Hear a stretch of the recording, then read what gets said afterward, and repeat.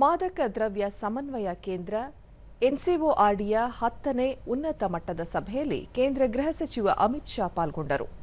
ಮಾದಕ ದ್ರವ್ಯ ನಿಯಂತ್ರಣ ಬ್ಯೂರೋ ಎನ್ಸಿಬಿ ಸೇರಿದಂತೆ ವಿವಿಧ ಸಂಸ್ಥೆಗಳ ಮುಖ್ಯಸ್ಥರು ಉಪಸ್ಥಿತರಿದ್ದರು.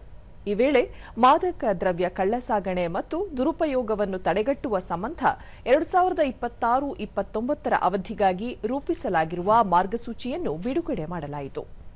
ಸಭೆಯ ಅಧ್ಯಕ್ಷತೆ ವಹಿಸಿದ್ದ ಅಮಿತ್ ಶಾ, ಇಂದು ದೇಶಕ್ಕೆ ಮಹತ್ವಪೂರ್ಣ ದಿನವಾಗಿದ್ದು, ಮಾದಕ ದ್ರವ್ಯ ವ್ಯಸನ ಮುಕ್ತ ದಿನದೊಂದಿಗೆ ಬಂಕಿಂ ಚಂದ್ರ ಚಟರ್ಜಿ ಅವರ ಜಯಂತಿಯನ್ನು ಆಚರಿಸಲಾಗುತ್ತಿದೆ.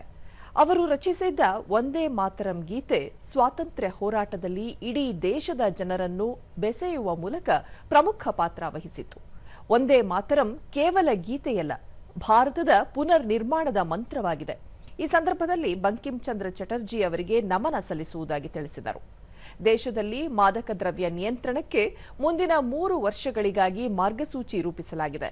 ಕೇಂದ್ರ ಮತ್ತು ರಾಜ್ಯ ಸರ್ಕಾರಗಳು ಜೊತೆಗೂಡಿ ಶ್ರಮಿಸಿದರೆ ಮಾದಕ ವಸ್ತುಗಳ ಬಳಕೆ ವಿರುದ್ಧ ಜಯಗಳಿಸಲು ಸಾಧ್ಯ ಎಂದು ಹೇಳಿದರು.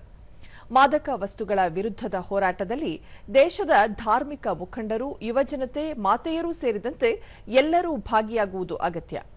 ಮಾದಕ ವಸ್ತುಗಳ ಬಳಕೆ ಕೇವಲ ಕಾನೂನು ಸುವ್ಯವಸ್ಥೆ ಮತ್ತು ಆರೋಗ್ಯಕ್ಕೆ ಸಂಬಂಧಪಟ್ಟ ಸಮಸ್ಯೆಯಾಗಿ ಉಳಿದಿಲ್ಲ. ದೇಶದ ಆಂತರಿಕ ಭದ್ರತೆ ಮತ್ತು ಯುವಜನತೆಯ ಭವಿಷ್ಯಕ್ಕೆ ಅಪಾಯವನ್ನು ತಂದೊಡ್ಡುತ್ತದೆ.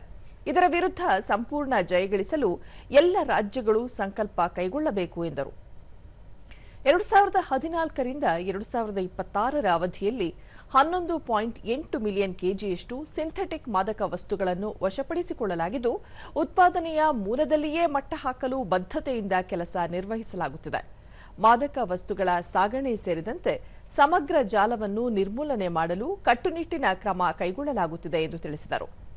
ಕೇಂದ್ರ ಮಾದಕ ವಸ್ತು ನಿಯಂತ್ರಣ ಮಂಡಳಿಯು ಈ ಕುರಿತಂತೆ ಮಾಹಿತಿ ಹಂಚಿಕೆಗೆ ವಿವಿಧ ಆನ್ಲೈನ್ ಪೋರ್ಟಲ್ಗಳನ್ನು ಆರಂಭಿಸಿದ್ದು, ರಾಜ್ಯ ಸರ್ಕಾರಗಳು ಈ ಪೋರ್ಟಲ್ಗಳಲ್ಲಿ ನಿಗದಿತ ಸಮಯದಲ್ಲಿ ಮಾದಕ ವಸ್ತು ಸಂಬಂಧಿತ ಪ್ರಕರಣಗಳ ವಿವರಗಳನ್ನು ಹಂಚಿಕೊಳ್ಳಬೇಕು.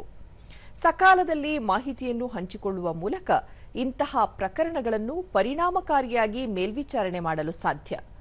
ಉತ್ತಮ ಸಮನ್ವಯತೆ ಮತ್ತು ತಂತ್ರಜ್ಞಾನದ ಬಳಕೆಯಿಂದ ದೇಶವನ್ನು ಮಾದಕ ವಸ್ತು ಮುಕ್ತವನ್ನಾಗಿ ನಿರ್ಮಿಸಬೇಕಾಗಿದೆ ಎಂದು ಹೇಳಿದರು. तो मुझे लगता है कि इतनी बैठकें बहुत पर्याप्त है, परिणाम लक्ष्य अगर बैठक होती है तो।